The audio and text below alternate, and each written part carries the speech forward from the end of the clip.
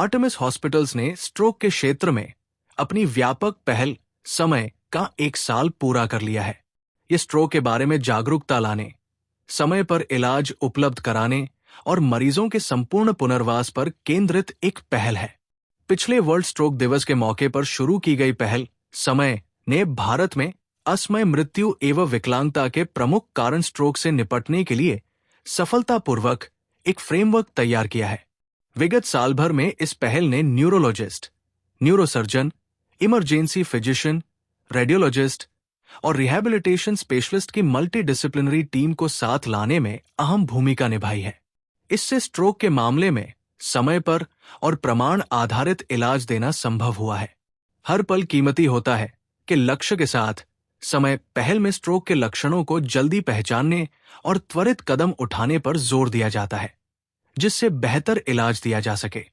इस पहल का 1 साल पूरा होने के मौके पर आयोजित कार्यक्रम के दौरान doctor Sumit Singh, chief neurology, doctor Tariq Mateen, director एवं chief neuro interventional surgery, doctor Mohit Anand, consultant neurology and movement disorder और doctor Mukesh Kumar, consultant neuro intervention समेत विभिन्न विशेषज्ञों की टीम उपस्थित रही। इस अवसर पर आर्टेमिस हॉस्पिटल्स के chief neurology doctor Sumit Singh ने कहा, स्ट्रोक मैनेजमेंट के मामले में हर सेकंड महत्वपूर्ण होता है। समय के माध्यम से हमने एक इंटीग्रेटेड पाथवे, एकीकृत रास्ता तैयार किया है, जिससे सुनिश्चित होता है कि इमरजेंसी केयर से लेकर रिहैबिलिटेशन तक मरीज को एक ही छत के नीचे समय पर जांच एवं इलाज की सुविधा मिले। साल भर में ही इस पहल से हमने जो नतीजे पाए हैं, वो कोऑर्डिनेटेड प्रोटोकॉल आधारित इलाज की ताकत को साबित करने वाला है। सर, सबसे पहले आपका परिचय। मैं डॉक्टर सुमित सिंह हूँ। मैं आर्टेमिस हॉस्पिटल में विभागाध्यक्ष हूँ न्यूरोलॉजी का और स्ट्रोक सर्विसेज का। आज की जो प्रेस कॉन्फ्रेंस का मेन विषय के बारे में। देखिए, वर्ल्ड स्ट्रोक डे हम हर साल कमेमोरेट करते हैं ताकि हम जन जागरण कर सकें इस भयंकर बीमारी के विषय में।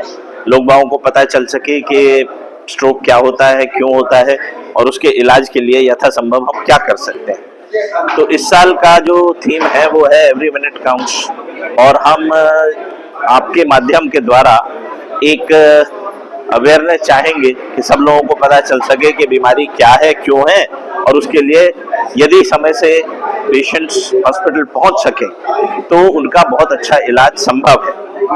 तो इसीलिए हमने अपने इस बार के प्रोग्राम का नाम ही दिया है समय, मतलब stroke acute management aids years.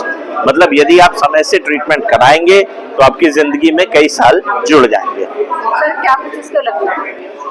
Fast करके आप इससे याद रख सकते हैं निमोनिक से। फेशियल एसिमेट्री मतलब मुंह का टेढ़ा होना, लैंग्वेज गड़बड़ा जाना मतलब आवाज लटपटा जाना, एक साइड का बॉडी वीक हो जाना या तेज सर में दर्द होना, ऐसा लगना कि जैसे सर फट जाएगा। तो जैसे ही ये FAS हो तुरंत आप T पे पहुंच जाएं, मतलब टाइम से किसी ऐसे हॉस्पिटल में पहुंच जाएं जहां पे स्ट्रोक का यथासंभव इलाज किया जा सके। के सबसे इम्पोर्टेंट रिस्क फैक्टर्स हैं हाइपरटेंशन मतलब ब्लड प्रेशर, ब्लड शुगर, और smoking, alcohol, lipids, high diet which is rich in oily stuff जैसे समोसे, कचौरी, ये सब चीज़ें। और इसके अलावा जो नॉन मॉडिफाइबल रिस्क फैक्टर्स हैं वो हैं एज, मेल सेक्स में ज़्यादा होता है। तो इस तरीके से ये रिस्क फैक्टर से यदि आप बचेंगे तो आप स्ट्रोक से भी कुछ हद तक बच सकते हैं। इसका बहुत इंपॉर्टेंट रोल है, परंतु वो एक्सरसाइज का रोल तब ज़्यादा है जब स्ट्रोक हो जाए। प्रिवेंशन करने के लिए भी एक्सरसाइज का रोल है, लेकिन यदि स्ट्रोक हो जाता है तो एक्सरसाइज का बहुत ही इंपॉर्टेंट रोल है। नहीं, बहुत अच्छा फायदा मिलता है लोग बागों को। हम यही अकेला काम नहीं करते हैं, हम पूरे साल डॉक्टर्स को एजुकेट करते हैं, जनरल पब्लिक को एजुकेट करते हैं, कैंप्स लगाते हैं, जिससे एक जन जागरण होता है और लोग बागों को पता चल जाता है कि आर्टेमिस एक ऐसा हॉस्पिटल है जहाँ पे ये सारी सुविधाएं उपलब्ध है। न्यूरो इंटरवेंशन में कंसल्टेंट हूँ आर्टेमिस हॉस्पिटल में, जो कि गुड़गांव में लोकेटेड है। स्ट्रोक के बारे में हमारा मकसद है कि लोगों को जागरूक करें। जैसे कि आपने अभी तक देखा है प्रेस कॉन्फ्रेंस में, समय इनिशिएटिव के जरिए हम चाहते हैं कि स्ट्रोक के बारे में जन जागरण को जागरूक करें।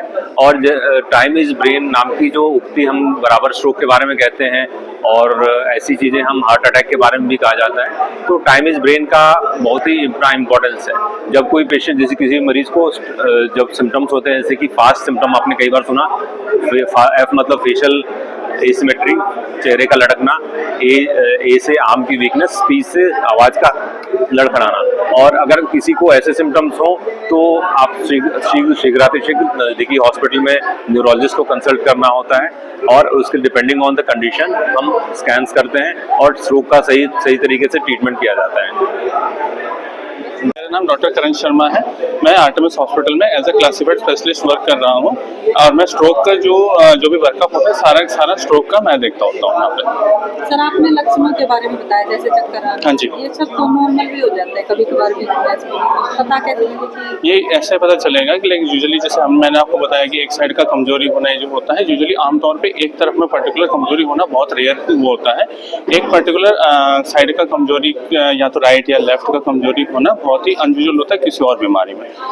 फेस का टेढ़ा होना, मुंह का टेढ़ा होना, जबान तुतलाना, चक्कर आना और सर में दर्द होना अचानक, तो ये सारे लक्षण जो है सारे स्ट्रोक की तरफ वो करते हैं, दिशा निर्देश करते हैं। किसी और बीमारी में यूजुअली ऐसे एकदम से ऑल ऑफ सडन होना बहुत रेयर होता है। ये मतलब विदिन मिनट ये एकदम से होता है। सर, कितने समय में मरीज को हॉस्पिटल में लेके आ जाना चाहिए? जितना जल्दी से जल्दी पेशेंट मरीज को हॉस्पिटल में लेके आ जाए उतना बेटर रहेगा, because within a minute, 1 minute में ऑलमोस्ट 1 मिलियन सेल डेड हो जाते हैं ब्रेन के। तो हम जितना जल्दी पेशेंट को लेकर के आएंगे उतना जल्दी बेटर रहेगा।